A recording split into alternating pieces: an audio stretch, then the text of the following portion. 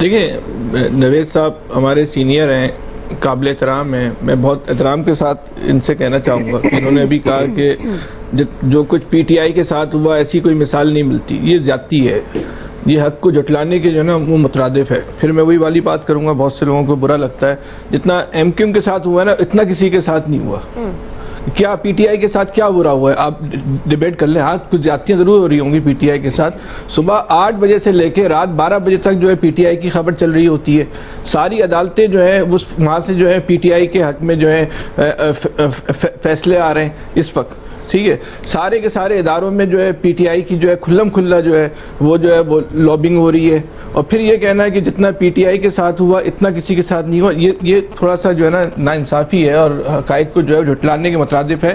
ہاں ہم یہ کہہ سکتے ہیں جتنا ریاست کے ساتھ جو ہے پی ٹی آئی نے برا کیا ہے اتنا کسی سیاسی جماعت نے نہیں کیا۔ بتائیں پاکستان کی کس سیاسی جماعت نے جو ہے وہ ریاست پہ حملہ کیا، آئی ایس آئی کے دفاتر پہ حملہ کیا، کور کمانڈر کی رہائش گاہ، کور کمانڈر کے بیڈ روم میں گھس گئے؟ کون سی سیاسی جماعت ہے؟ آپ کوئی ایسی مثال ہے جس کو ہم بتا سکیں کہ ایسا کوئی ماضی میں کسی سیاسی جماعت نے کیا؟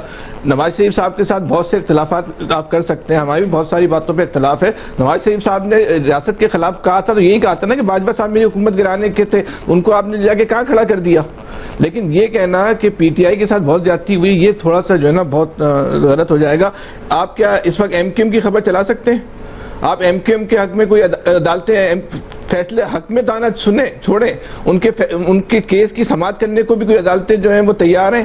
اصل ایم کیو ایم کو چھوڑ کے سرکاری ایم کیو ایم بنا دی گئی، اس کو سیٹیں دے دی گئی۔ ایسی کوئی مثال آپ کو کسی اور سیاسی جماعت میں جو ہے وہ مل سکتی ہے؟ فارم 47 کے تحت جو ہے سرکاری ایم کیو ایم کو جو ہے سیٹیں دے دی گئی ہوں اور اصل ایم کیو ایم کو جو ہے الیکشن میں حصہ لینے کی اجازت نہ ہو۔ کیا پی ٹی آئی کے ساتھ یہ سب کچھ ہو رہا تھا؟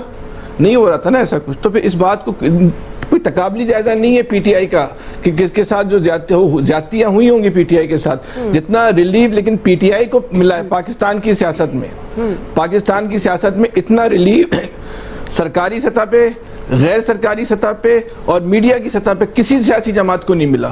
آج بھی پی ٹی آئی کی طرف سے کھلم کھلا جو ہے وہ ریاستوں پہ جو ہے وہ حملے جاری ہیں۔ کیا ریاست اسی انداز میں پی ٹی آئی کو ہینڈل کر رہی ہے جس طرح ریاست جو ہے دوسری جماعتوں کو ہینڈل کرتی ہے؟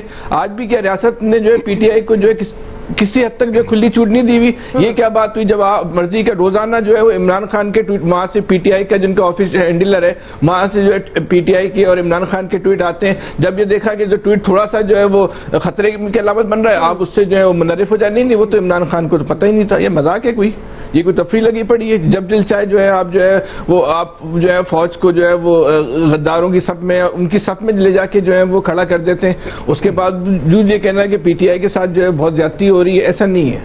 جی آج بھی پی ٹی آئی کو اس میں ٹھیک ہے کہ بہت سارے معاملات میں پی ٹی آئی کے ساتھ غلط ہوا ہوگا، لیکن پھر بھی پی ٹی آئی کے ساتھ اتنا غلط نہیں ہوا جتنا اور سیاسی جماعتوں کے ساتھ اس ملک کے اندر، اس پاکستان کے اندر غلط ہوا، ان اداروں نے غلط کیا۔ اس لیے پی ٹی آئی کو کہنا ہے کہ اس ملک کی واحد مظلوم جماعت ہے، کوئی اس سے یہ کہنا کہ پی ٹی آئی کوئی مظلوم جماعت ہے اور پاکستان میں ساری جماعتیں جو ہیں ان کے ساتھ کبھی ایسی کوئی مثال نہیں ہوئی، ان کو تمام اداروں کی طرف سے کوئی کسی قسم کی کوئی بات نہیں کہی گئی، یہ غلط ہے، یہ تاریخ نہیں ہے ہماری، تاریخ بالکل جو ہے وہ مختلف ہے، تو ہمیں اس طرح تاریخ کو جو ہے نا نہیں جھٹلانا چاہیے۔ صحیح۔ جی عامر صاحب کوئکلی کامنٹ کرنا چاہ رہے تھے آپ؟ میں وہ فیصل صاحب کی ساری باتوں سے اتفاق کرتے ہوئے ایک بات سے اختلاف کرتے کہوں گا کہ جس ایم کیو ایم کی آپ کیس کو لڑ رہے ہیں، نوجوانوں کے گمشدگی کے، ہمیشہ ہم نے آپ کی ساتھ دیا، بات دیا، لیکن انہیں بھی کام وہی کرنا چاہیے جو پی ٹی آئی سے ڈیمانڈ ہے کہ اپنے کیے کی جرم کا اعتراف کریں اور معافی مانگیں اور براہ راست مانگیں۔ یہ نہیں ہوتا معافی میں کہ ٹھیک ہے ورنہ میں انڈیا چلا جاؤں گا، وہ بھی کام قابل قبول نہیں ہے۔